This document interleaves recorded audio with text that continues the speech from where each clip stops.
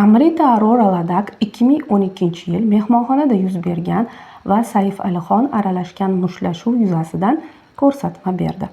Aktrisa Amrita Arora yaqinda Saif Alixon, eri Shakil Ladak va uning do'sti Bilol Amrohiga qarshi davom etayotgan ish yuzasidan guvoh sifatida ko'rsatma berdi. Ish 2012-yil 5 yulduzli mehmonxonada yuz bergan mushtlashuvga oid.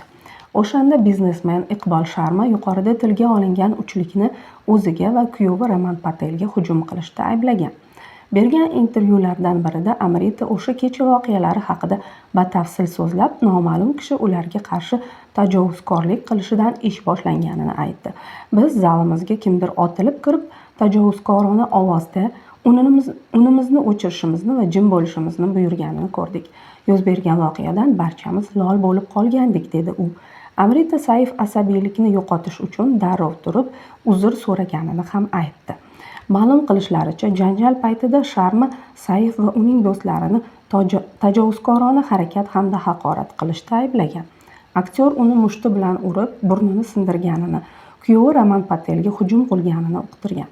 Mojarodan ko'p o'tmay biznesmen politsiyaga shikoyat qildi. Oqibatda Saif va uning sheriklariga hujum qilish va qo'rqitish aybi qo'yildi. Lekin Saif Alixon o'zini himoya qilish uchun harakatlanganini ta'kidladi. Uning aytishicha, to'qnashuv Sharma orasida Karina Kapurxon, Malayka va Amrita Arora bo'lgan ayollar haqida kamsituvchi gaplar aytganidan so'ng avj olgan. Aktyorning uqtirishicha, Sharmaning gaplari haqoratli bo'lgan. Saif Alixon esa ularning himoyasi uchun javob qaytargan.